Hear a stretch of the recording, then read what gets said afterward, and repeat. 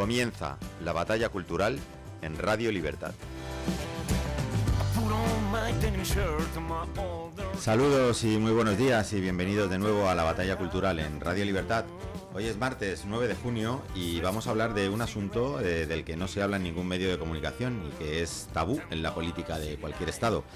Vamos a hablar de si necesitamos realmente una seguridad pública o las sociedades se pueden defender mediante la seguridad privada. Y bueno, esta es una de esas cuestiones que se tratan como incuestionables, que hacen incluso que muchos liberales empiecen a ponerse nerviosos por si se desmontan sus teorías. Y me vais a perdonar que lo desarrolle un poquito más en largo de lo habitual, porque hoy nos hacemos todas estas preguntas. ¿Quién debería protegernos, la policía o empresas privadas? ¿El ejército estatal o compañías de defensa?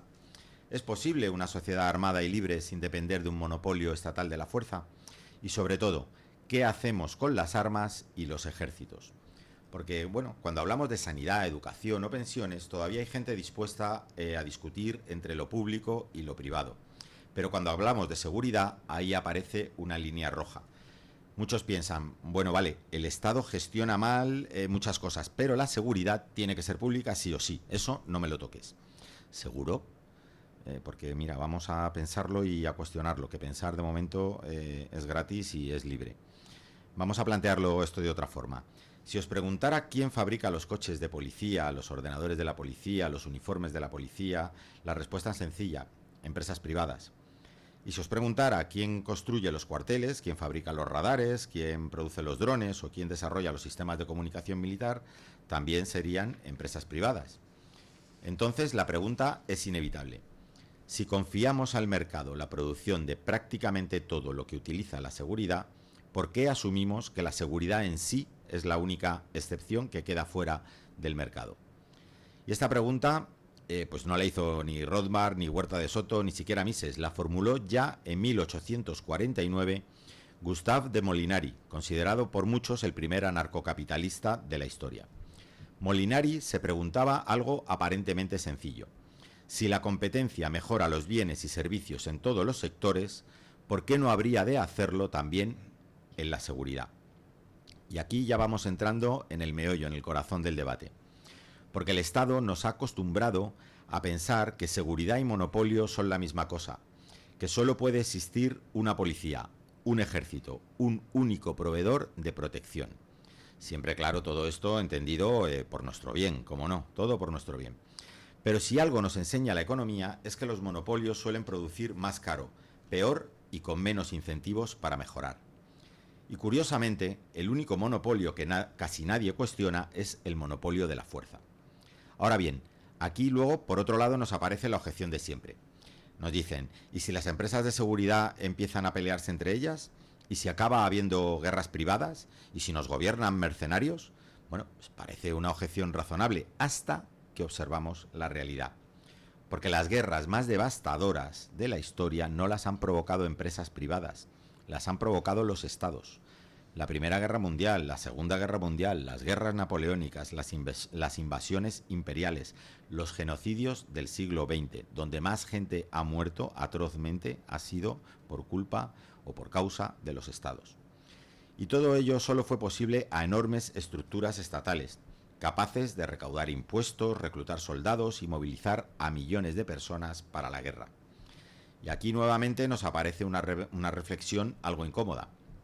Tal vez el problema no sea que exista poca autoridad centralizada, tal vez el problema sea que existe demasiada. Y también llegamos a otro problema paralelo, ¿no? Que es el de las armas, otro tema tabú, porque durante décadas nos han repetido que una población armada es un peligro, pero la cuestión no es quién tiene armas, sino que la cuestión importante es quién tiene el monopolio de las armas. Porque la historia nos demuestra que los mayores crímenes políticos del siglo XX no fueron cometidos por ciudadanos armados, fueron cometidos por gobiernos armados. El derecho de legítima defensa forma parte inseparable del derecho de propiedad sobre uno mismo. La defensa de la propia persona y de la propia propiedad es una consecuencia lógica de la libertad individual. Por supuesto, esto no significa vivir en una película del oeste. No significa la ausencia de normas, no significa el caos absoluto. Todo lo contrario, significa preguntarse si la protección de las personas debe estar sometida a la competencia, a la responsabilidad y a la elección, o a un monopolio obligatorio del Estado. Porque hay una diferencia fundamental entre el mercado y el Estado.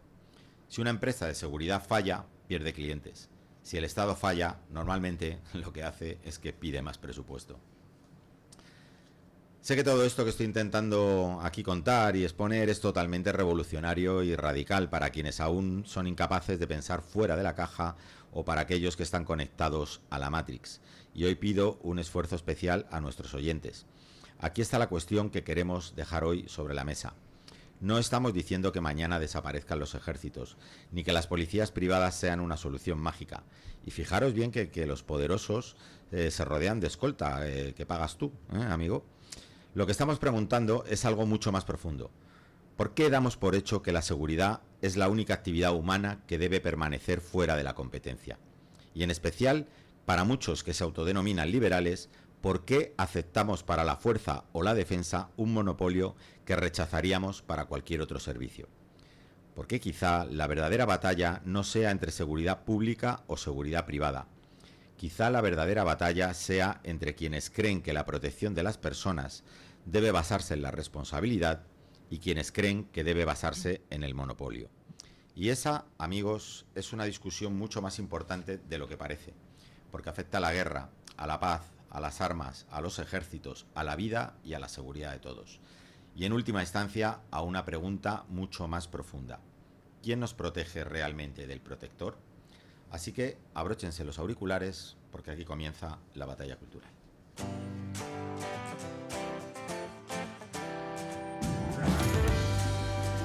Estás escuchando La Batalla Cultural en Radio Libertad.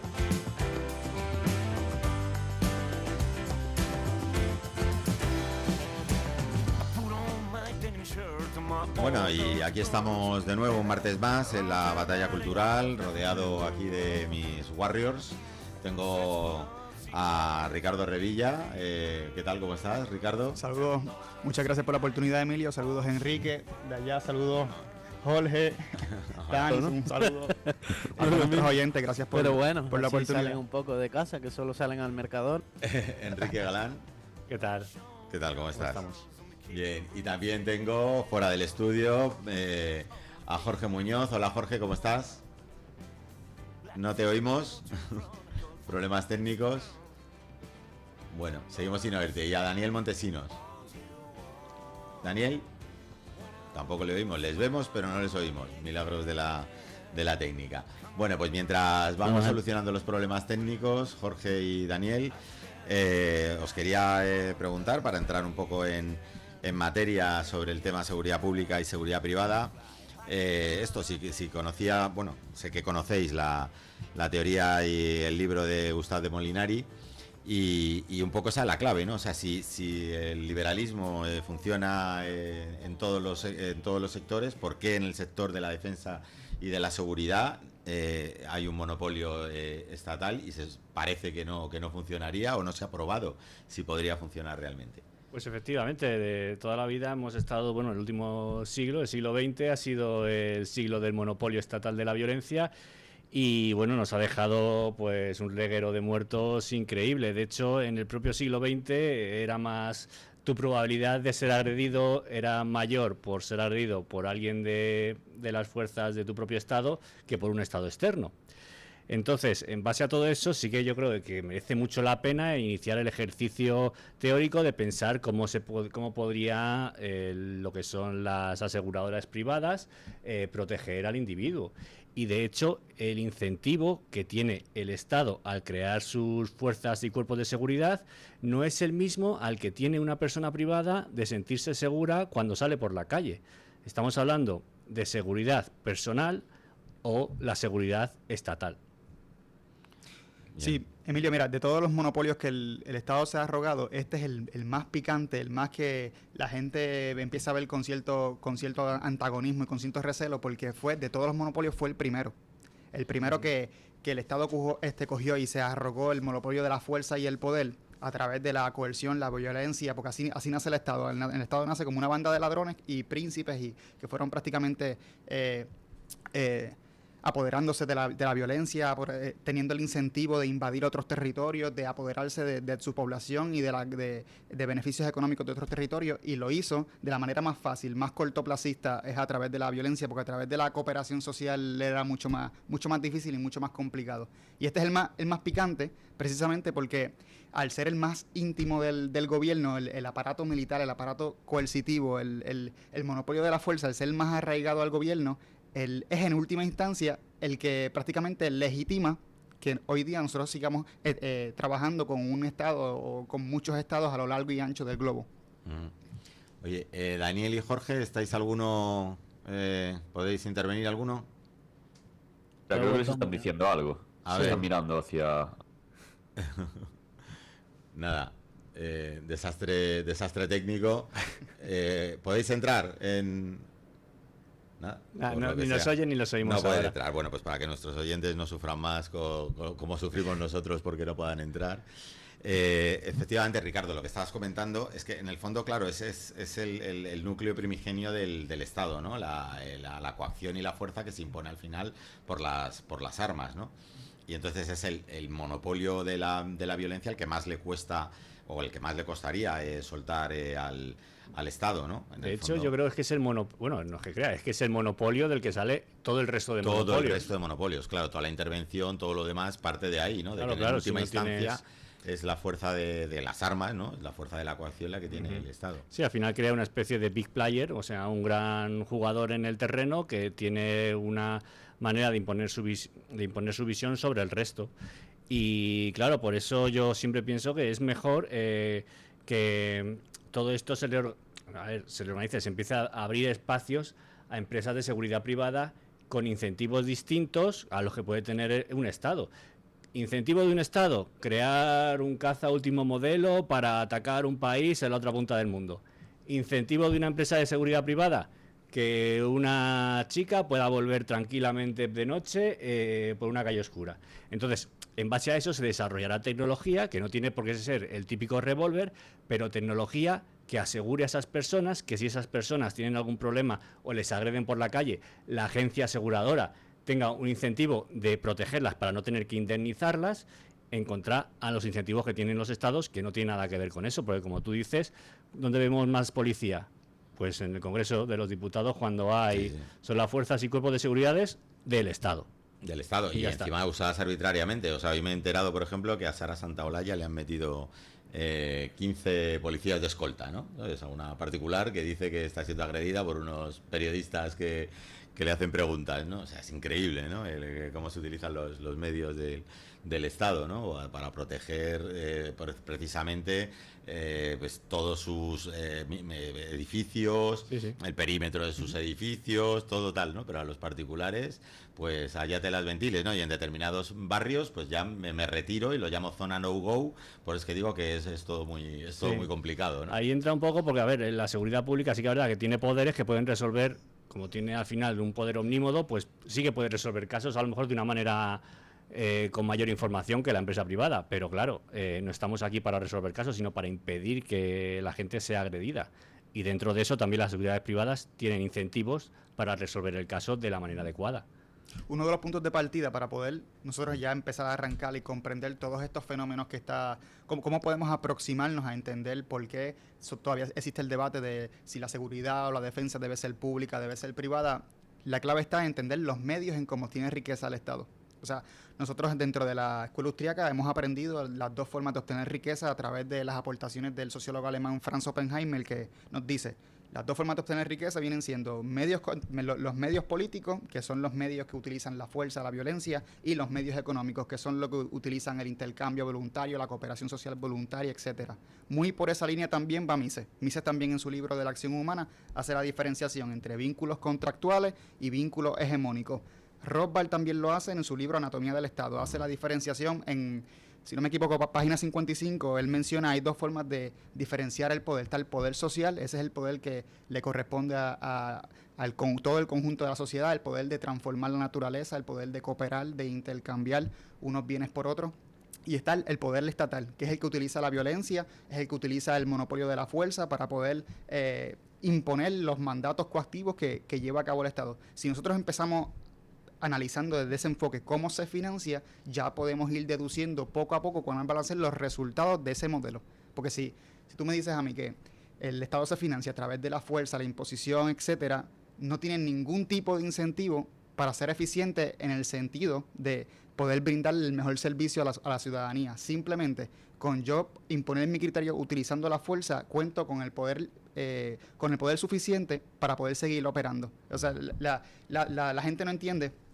Cuando traemos este debate, yo sé que a veces sale como ese espíritu casi cuasi religioso, ese dogma que se le ha educado a la gente desde muy pequeña, y no tienen culpa porque la realidad es que desde muy pequeño cada uno de nosotros nos han educado en el colegio, cuando hay un evento deportivo, mano en el pecho, cantar el himno, la bandera, o sea, son un montón de ritos y símbolos que nos han llevado hasta ahí, que han modificado la cultura desde pequeño y que hoy día ante simplemente no tan ni siquiera hacer el planteamiento, sino cuestionarnos y poner en duda el aparato estatal, ya eso genera como, pero espera, ¿qué está mencionando esta persona? ¿Por qué viene con esa premisa? ¿Está loco? ¿No ve que el Estado está en todas partes? Incluso uno de los éxitos del Estado es eso. O sea, el éxito del Estado, yo pienso que el Estado no crece porque más personas cada día entran y empiezan a trabajar dentro del aparato estatal. El Estado crece porque la misma población, la que obedece, es la que se convence y dice,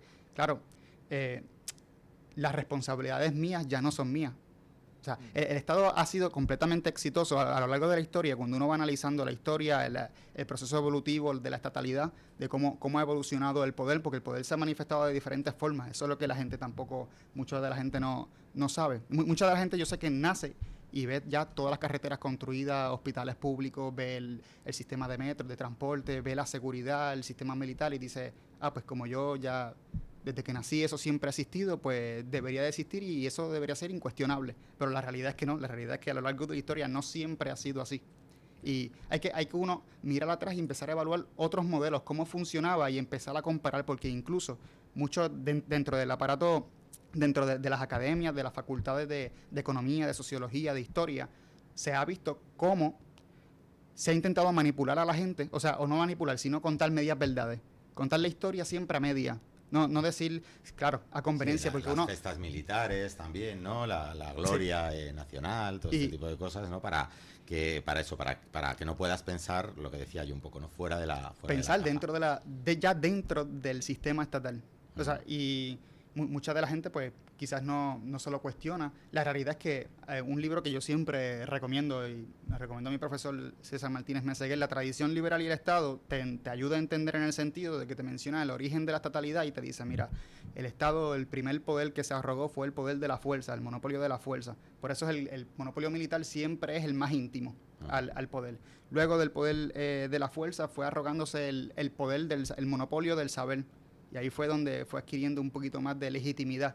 Luego fue disputando, en el monopolio del saber, fue disputando esos conceptos que nosotros hoy día llamamos de democracia, soberanía, voluntad general, todo eso que la gente ya da por hecho. Pero que por eso es que muchos de los estatistas, cuando uno empieza a analizar todas estas corrientes, cuando uno ve las noticias y empieza a ver a los manifestantes reclamando derechos, siempre te das cuenta que ellos lo mencionan en calidad de conquista. Dice, tanto que nos ha costado conquistar esto.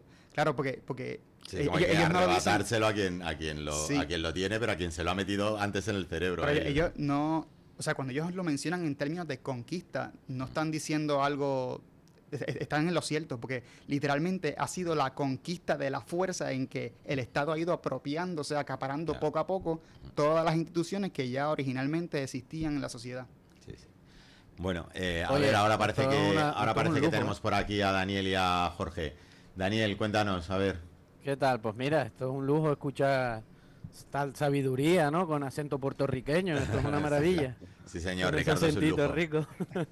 Es un lujo, sí. Pues nada, yo estoy aquí que voy a pasarme un rato porque quería también recomendar unos libros. Tengo hoy un evento, ¿vale? Que se estrena esta película aquí en Tenerife y tengo que ir a la comida del evento. Esto es gratuito para el que quiera asistir, hoy a las 6 de la tarde.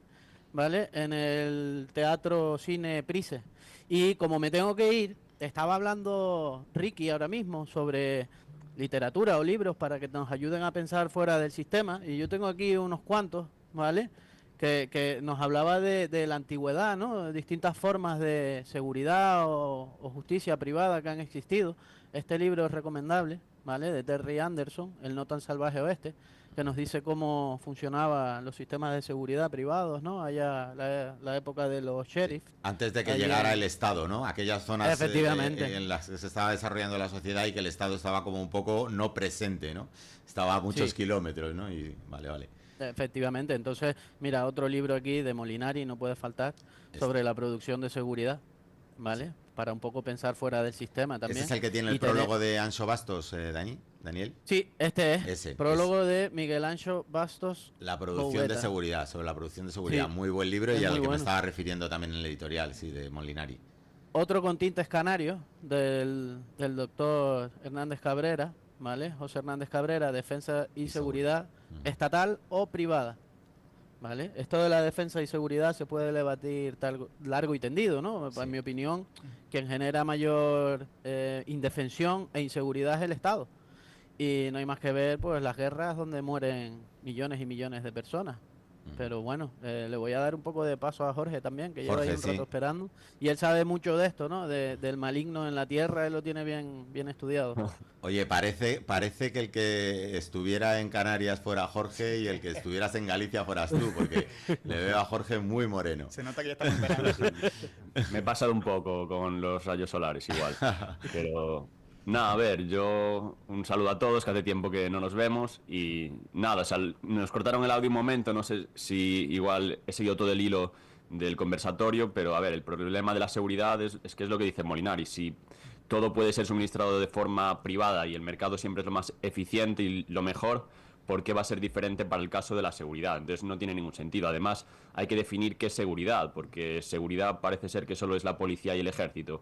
¿Y por qué muchas cosas que se dan de forma privada, que también son seguridad, no se definen como tal y no las tiene que proveer el Estado? Es decir, tú si en tu casa tienes un perro, eso ya es seguridad, o si vas por la calle pues con un arma, también lo es. Si cierras la casa por la noche con llave, eso también es seguridad. Entonces hay muchas cosas que son seguridad que parece que no las tiene por qué proveer el Estado. Es decir, el Estado no tiene que proveer cerrajeros o no tiene que darnos perros, pero sin embargo el Estado parece que nos tiene que dar policías y parece que sabe cuántos policías necesita cada ciudad, cada municipio, cuántos militares.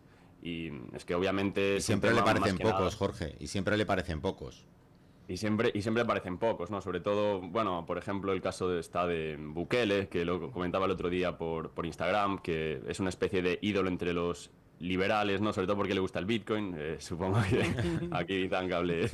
Tiene cosas buenas, tiene cosas tal, pero claro, al final lo que pasa muchas veces es que coges a alguien por algo que es como de tu campo y ya parece que tienes que aceptarle y traerle contigo y que es uno más de los tuyos, ¿no? Yo creo que muchas veces es importante diferenciar, ¿no? Porque si no también al final nos meten en el mismo saco a todos. Entonces, bueno, básicamente eso, que la seguridad obviamente la puede proveer el mercado, igual que cualquier otro tipo de bien y servicio, mucho mejor que el Estado y de una forma libre, que sea lo que la gente pida y no sea de forma coercitiva quitándoles a unos para darle a otros.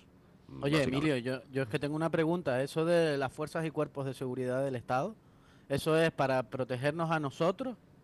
Yo creo que es para protegerse a sí mismo de nosotros. Vale. ¿no? Para tenernos controladitos, ¿no? Es como el pastor que tiene controladas a sus ovejas, ¿no?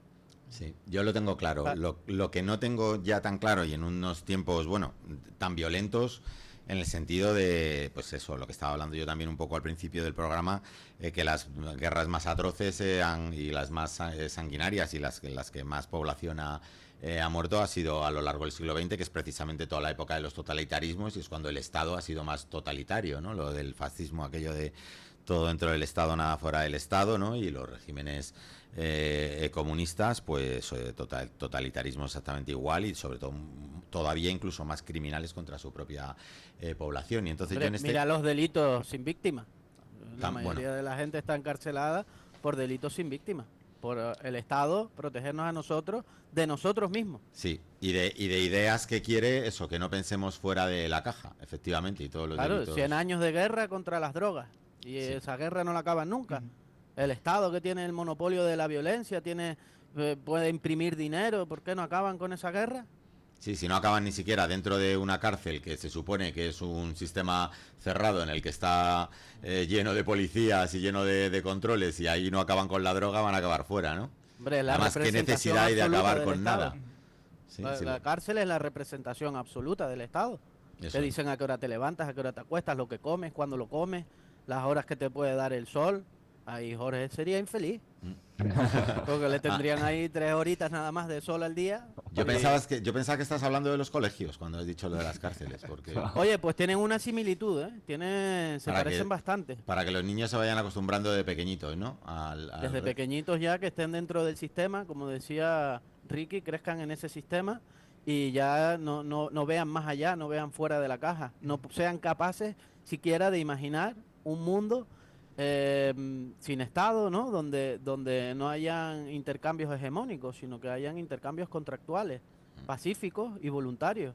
Son incapaces de imaginarlo la mayoría de las personas, pues porque vienen desde muy pequeñitos, ¿vale? Se les viene instaurando ese macroparásito en el cerebro, que es pues la religión del Estado. Y Jorge, ¿me escuchas? Sí, sí. Sí, mira, cuando nos dicen pues esto, que los estados tienen que la carrera armamentística, que tenemos que estar armados hasta los dientes para defendernos del estado de al lado porque nos quiere atacar, etcétera. ¿Tú eso a ti qué lectura haces de ese discurso político, ¿no? Para el incremento siempre de la carrera armamentística y las excusas? Sí, no, yo estoy a favor de la carrera armamentística, pero de los ciudadanos, y que se armen todos los ciudadanos contra el Estado. Esa carrera armamentística me parece bien, la de que se armen los estados contra otros estados para que no sé qué hagan entre ellos. Yo recomiendo mucho una especie de panfletito o ensayo pequeño del general Smedley Butler, que fue un general americano que tenía los más distinguidos honores y empezó a denunciar toda la guerra. Se llama War is a Racket. Empezó a denunciar todas las empresas que se beneficiaban, todos los intereses que había ahí de grandes empresas, de la Standard Oil y bueno, todas las empresas armamentísticas, los DuPont y tal. Y bueno, y es un general eso muy interesante, que él estaba dentro con todos los honores y escribió esto, y es que es básicamente eso. O sea, ¿a quién interesa la guerra? ¿A quién interesa todo el tema ese de crear armas, venderlas, y acabar con la vida de las personas, que eso es lo peor de todo? Y muchas veces por intereses económicos, por conquistar o por querer ganar tierras, que es lo peor de todo. O sea, la guerra es la salud del Estado y es lo que hay que atacar siempre. O sea, ningún Estado, o sea, no puedes atacar ningún Estado que esté a favor de la guerra, y más ahora que nunca, que está todo el tema de eso, de Europa armada y todo eso, pues ahí sí que hay que combatir más que nunca, más que combatir el precio de la vivienda, que si lo regulan, que si salarios mínimos, eso se queda en un plano secundario comparado con todo el mal que hace la guerra. Porque estaba comentando antes Enrique que estamos diciendo eso de los intereses de las empresas armamentísticas, de todo esto, claro, pero para eso se presupone que tiene que existir el Estado-Nación y el ejército del Estado-Nación, ¿no? Porque si no, claro, dice, no, bueno, es que entonces desaparecería un mercado tan importante, ¿no? Y que también hace tanta innovación, Claro, al y tanto final desarrollo. son lobbies que se van creando en épocas de paz y que van creando pues un ejército tremendo, y que al final siempre tiene que tener pues otro estado contra el que defenderse como excusa, porque si tienes al lado una nación de comerciantes que no van a estar siempre dispuestos a recibirte y a comerciar contigo, ¿a quién vas a atacar? Y otra cosa que tiene el monopolio de la violencia y sobre todo la falta de cultura, ¿no? de defensa propia y de defensa de la comunidad, pues que una vez que tu ejército estatal ha sido destruido, pues quedas a merced. Bueno, puedes tener la suerte de que, no sé si la suerte, pero el hecho de que entre un gobierno pues a lo mejor un poco más pues abierto al comercio y tal, pero también puedes acabar bajo la bota de un gobierno totalmente autoritario, y te han dejado vendido hacia él.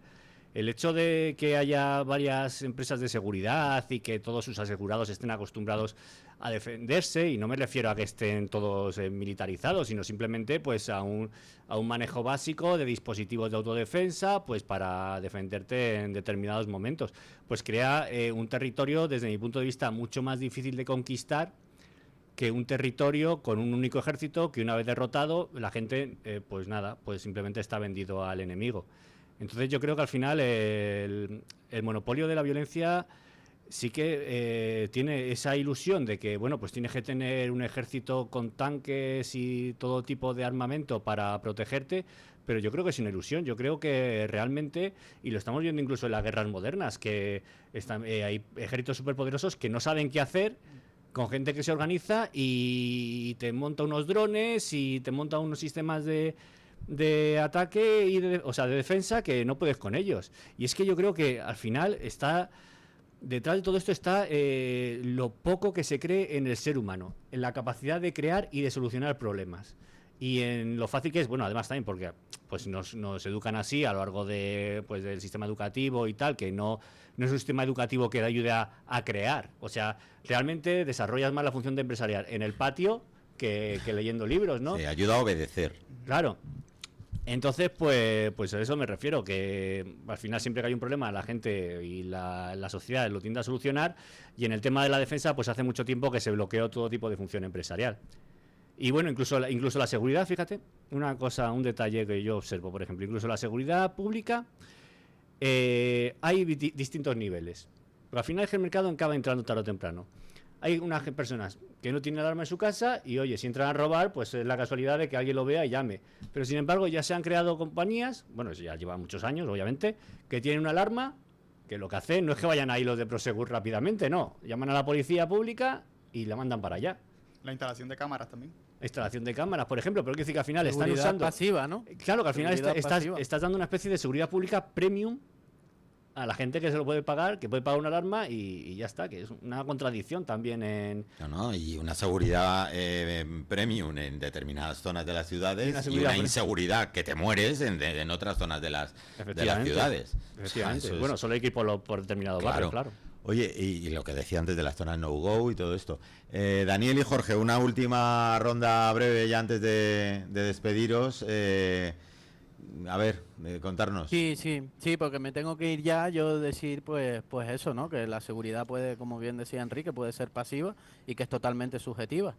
Yo puedo necesitar alarma, 4 Bull Terrier o Pitbull dentro de mi casa para que protejan, no sé, un arma, un fusil de asalto automático, o puedo no necesitar nada. Simplemente mis manos. No lo sé, eso es subjetivo, eso es cada uno. Y luego decir también que normalmente los servicios públicos de seguridad activa llegan después de que se ha cometido el crimen, ¿no?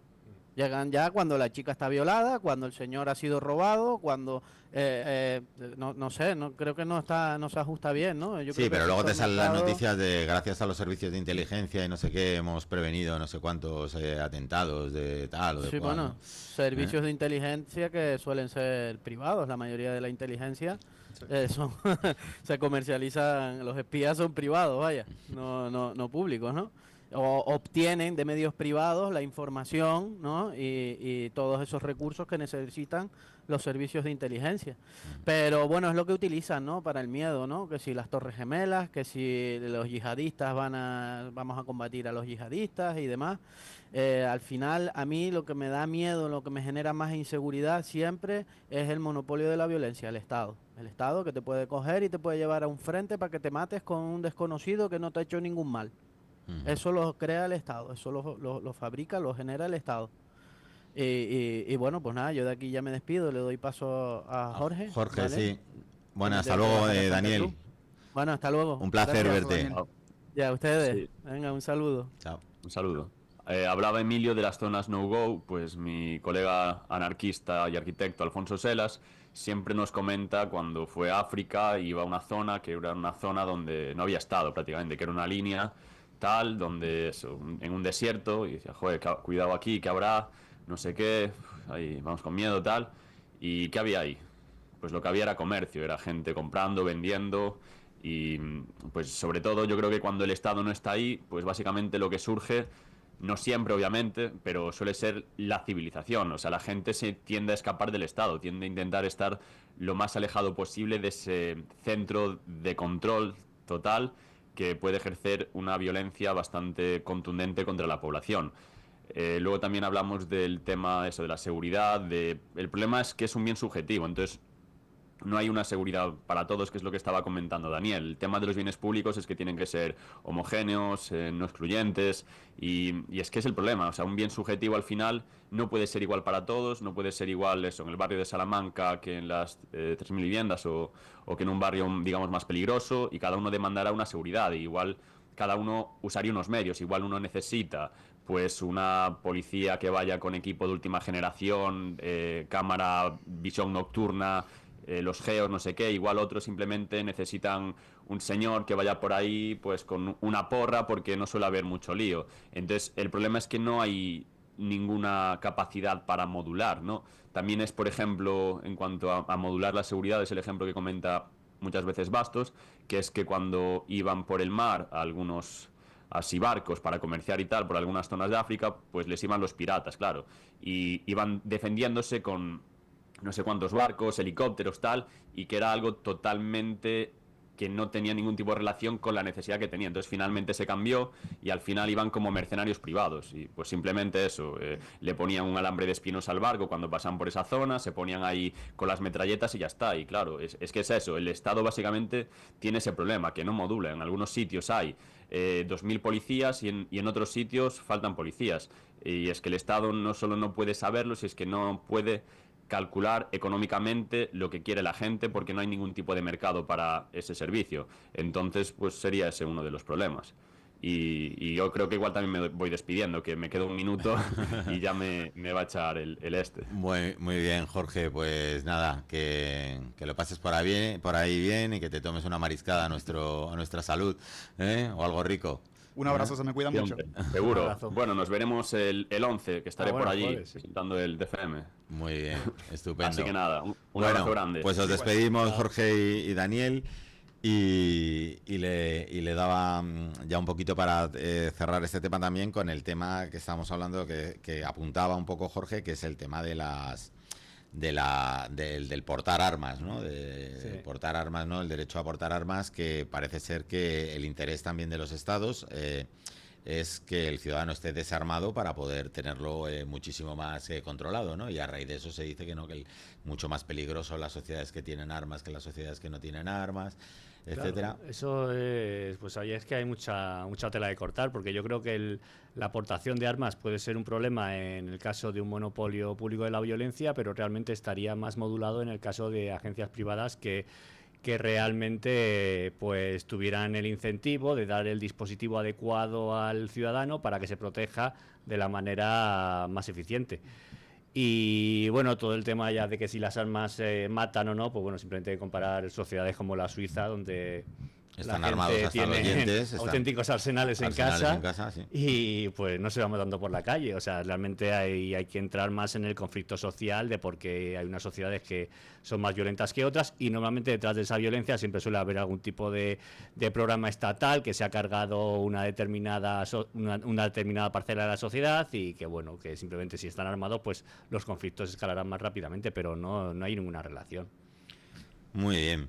Pues vamos a ir haciendo un cortecito, porque luego tenemos sección, ¿no? De la pizarra de Enrique, y vamos a ir haciendo un corte, pero antes de pasar a nuestro temazo de Tangerine Flavor, vamos a hablar de Discovery, Inversiones y Gestiones Inmobiliarias, que es tu gestora integral de alquiler para propietarios que quieren tranquilidad de verdad. Se encargan de todo: la búsqueda y selección del inquilino, el contrato, el inventario, la gestión de cobros, las incidencias, las reparaciones y el seguimiento continuo.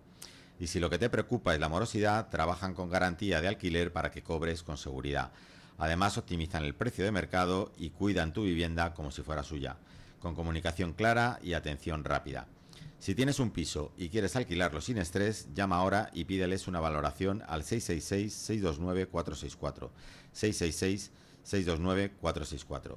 Discovery, Inversiones y Gestiones Inmobiliarias, tu alquiler en manos de profesionales. Ahora vamos ahí con un temita de Tangerine Flavor, de cuyo nombre no puedo acordarme, pese a que me lo ha dicho Julio hace un momento. Dark Winter, y vamos a escuchar a Pablo, que hoy no está con nosotros, pero que nos canta esta canción.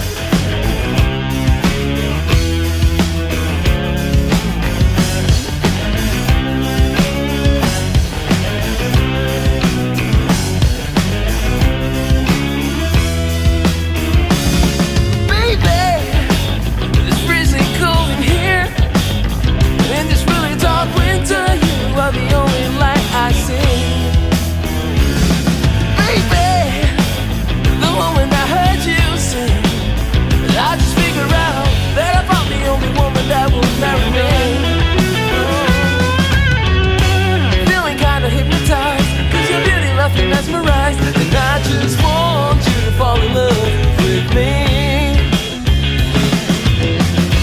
Either way we make things know, 'cause tonight we're falling really slow. And I just want you to fall in love with me. See these white flakes in the ground, tonight that will be you and I. This winter is no longer gone, 'cause you're a star that will always shine. Baby, come here and dance with me. I'ma tell you really slow everything you wanna know, what you wanna hear. No. La batalla cultural en Radio Libertad. Bueno, pues cortamos ahí ese pedazo de solo de guitarra que estaba sonando porque si no se nos va el día. Y queremos hacer una nueva sección, de que hasta que tengamos un jingle o algo, esto como se diga, lo diré. La pizarra de Enrique. La pizarra de Enrique, bueno, sí, ya el segundo día. Ya no está nueva. De la pizarra de Enrique. Cuéntanos, sí. Enrique, ¿con qué tema nos viene eso? Pues nada, yo estoy investigando un poco sobre Magnus Olsson y su teoría de, bueno, pues de por qué determinadas sociedades que llevan en paz 100 años, pues acaban volviéndose como carentes de todo crecimiento y acaban volviéndose pesadas y burócratas. Y bueno, todos pensamos que una sociedad que lleva en paz 100 millones de años pues debería de progresar, ¿no? Debería de crear riqueza en abundancia. Pero sin embargo, este autor, Magnus Olsson, en su libro The Rise and Decline of Nations, pues se dio cuenta de que no era así. Que incluso había sociedades que habían sido devastadas por una guerra que de repente florecían y creaban innovación y cosas que nunca se habían creado, y las que habían ganado pues se hundían en la miseria. Entonces él se preguntó por qué pasaba eso, y bueno, pues empezó con una analogía, y bueno, hizo que viéramos, que visualizáramos un barco con su casco perfectamente limpio y suave, y ese barco, al estar en aguas tranquilas, ¿qué le pasa? Pues que se van añadiendo pequeñas lapas y pequeños percebes al casco. Y eso hace que el barco cada vez le cueste más avanzar. Y eso es lo que le pasa a las naciones que tienen mucho tiempo en paz. Que al final los grupos de presión empiezan a organizarse y a hacer lo que hemos estudiado, lo que sabemos que es la búsqueda de rentas, a intentar hacer lobby en los gobiernos y empezar a obtener rentas de ahí de una manera, pues además que no se nota. Porque, por ejemplo, si imaginemos un posible lobby del acero. El lobby del acero, pues hace lobby en el Congreso de los Diputados porque, oye, pues porque si le aprueba un arancel, puede tener un arancel a su favor, obviamente, pues puede tener grandes beneficios. Y a cambio, pues el ciudadano, ¿qué le va a costar a lo mejor al año? ¿3 euros al año le va a costar? ¿Quién se va a ir a manifestar delante del Congreso por 3 euros? Pues nadie.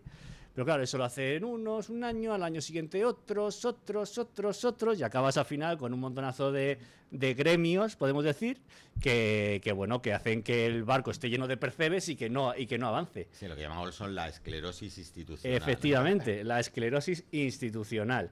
Y Olsson lo que aporta, porque bueno, ha habido muchos estudios en base a esto, claro, pero lo que aporta es el estudio comparativo de las naciones que quedan devastadas, por ejemplo, por una guerra, ¿no? Y es muy curioso porque se centra en el caso de Alemania y Reino Unido. Alemania, después de la Segunda Guerra Mundial, quedó absolutamente devastada. No como en la primera, que quedaron las élites y tal, y simplemente perdieron la guerra. No, aquí quedaron totalmente devastados. Y divididos. Y de todo, o sea, eso era... Y divididos, que siempre me gusta recordar, claro, que de dónde hacia dónde saltaban el muro. Claro, es que claro, Magnus Olsson se centra solamente en la parte... En la parte justo de... Claro. Y bueno, sí que también observa que Alemania pues empieza a despuntar y tal, y no es por el plan Marshall, porque Olsson se da cuenta, y bueno, un historiador también, Werner Hassenhauser, se dio cuenta, bueno, estudiando los datos, que Alemania ya había crecido un 35% desde antes de que llegara el plan Marshall, que llegó al final del año 48.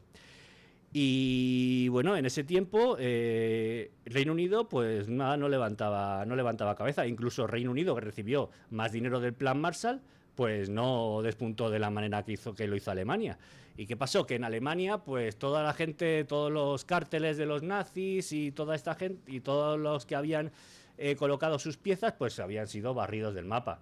Entonces, ocurrió lo que pasó, ocurrió el conocido milagro alemán, y es que el 20 de junio de 1948 pudieron hacer una reforma monetaria como Dios manda sin que nadie se quejase, o sea, redujeron a un 98% la oferta monetaria. O sea, imagínate de repente los ahorros de la gente, que ya obviamente no valían nada, pero de repente disminuir al 98%. Abolir todo el sistema de control de precios. Imagínate tú a los cárteles ahí diciendo, oye, ¿qué me vas a quitar mi precio mínimo para que yo pueda producir con las garantías que me da el Estado? Pues todo eso se borró del mapa. 400 precios regulados desaparecieron. Y bueno, y por supuesto se bajaron los impuestos de una manera brutal. Todo esto en un país que no haya sido devastado o que haya tenido un gran trauma, no se pueden hacer. Claro, pero además el conflicto social que Claro. provoca, pero ahí ya como directamente ya El conflicto social era acabar... O sea, que al final el mal hace que te espabiles, ¿no? O sea, Claro. el daño Y hace bueno, que te espabiles. Y esto, cuando se hicieron estas reformas, pues la gente empezó a sacar productos a la calle, empezaron a cerrar contratos entre ellos para darse servicios los unos a los otros, y la función empresarial empezó a funcionar en un entorno dinámico, y claro, pues Alemania, pues hasta que se metió en el lío del euro, pues ahí estaba, para arriba. Y bueno, esto también es muy curioso porque Gabriel Tortella, en su libro Cataluña en España, lo estudia dentro del caso catalán en 1714, con la llegada de los Borbones, como pues también hizo borrón y cuenta nueva con las leyes de los decretos de Nueva Planta, y como en base a eso pues los pequeños empresarios pudieron empezar a comerciar mejor sin tener a los gremios encima suya diciendo cómo tienen que hacer las cosas y tal. Entonces, sí, al final es un poco como que la presión de esos lobbies que se van organizando y tal y cual tienen unos intereses que son mucho más, se concretan en muchísimo más daño, ¿no?, a la economía en general, que no atiende a los intereses generales de la mayoría social, que es silenciosa y no está autoorganizada para presionar los focos de poder, ¿no? Claro, es que al final al regulador, no. Al final siempre nos venden la democracia como el poder de la mayoría, pero realmente los sistemas demócratas y parlamentarios al final son minorías organizadas las que intentan hacerse con una determinada regulación. No atende tanto a porque sea democracia o porque no sea democracia o lo que sea, sino a los periodos de estabilidad, económica, ¿no?, que convierten esa esclerosis, ¿no?, por esos grupos que van entrando ahí, ¿no?, y se van metiendo, como muy bien está el símil ese que tienen, como lapas, ¿no?, y van condicionando todas las decisiones, y entonces van distorsionando, ¿no?, todo el fluir normal de lo que deberían ser los mercados menos intervenidos de lo que están todos intervenidos, pero que estuvieran menos intervenidos. Se pone de manifiesto la premisa de Bastiat de todo el mundo quiere vivir a expensas del Estado y se le olvida que el Estado vive a expensas de todo el mundo. Y efectivamente, como mencionábamos ahorita, por la forma de obtener riqueza que tiene el mismo Estado, o sea, todo el mundo ve un incentivo pero súper grande en acapararse, en pegarse a ese Estado para poder entonces subsionar esas rentas. Por eso es que todo el mundo... El Estado yo lo veo como esa entidad de privilegio que a dedo dice a ti sí, a ti no, a ti sí, a ti no. Y todos estos grupos, todos estos gremios, toda esta gente que al final del día pues buscan el incentivo de recibir esas prebendas, esas dádivas del Estado a favor para obtener más garantías, porque claro, competir es mucho más difícil, es mejor que me lo den. O sea, eso claro. hay que tener en cuenta, eso lo podíamos relacionar en el tema de ahorita que no se mencionó. Sí es cierto, para ser honesto, la mayoría de la población, la mayoría de la gente sí quiere vivir de una forma pacífica, tranquila, no tiene ningún tipo de problema en cooperar, sino todo lo contrario. Yo pienso que la naturaleza humana siempre ha sido cooperar, intercambiar, etcétera. Pero también hay que ser honesto que hay gente que nace con el deseo de querer dominar a otro, con el deseo de someter a los demás. Y no es un... No podemos hacernos de la vista larga y darnos cuenta. ¿Estás hablando del actual presidente del gobierno o de así en general? No, en de general, tantos... en general. No podemos hacernos de la vista larga y no podemos, tenemos que darnos cuenta que este tipo de modus operandi, esta dinámica estatal, es la que más atrae a todo este tipo de personas. Es lo que llamaba incluso, una vez yo lo discutía y lo hablaba con Meseguer, la tríada oscura. Él menciona este tipo de personalidad que tienen, incluso muchas personas nacen con ella, de querer dominar, hacerse con el poder, de querer controlar, someter a otros. O sea, ese deseo innato existe. Y una palabra que es muy clave para entender todo esto, porque claro, en ese ejemplo que nos acaba de dar ahí Enrique, nosotros lo que estamos viendo es como a lo largo de la historia, en un periodo de paz, que es siempre periodo de cero conflicto, un poquito más de apertura en los mercados, menos intervención. Sí, el escenario que pinta Olson de estabilidad. Ese escenario es incluso, el profesor Huerta, eso te lo mencionaba en clase, es cuando se ha abierto un poquito la ventana al oxígeno de la libertad. Cuando es cierto que nosotros en toda la historia de la humanidad no hemos vivido un sistema perfecto, porque no hay sistemas ni modelos perfectos, eso está claro.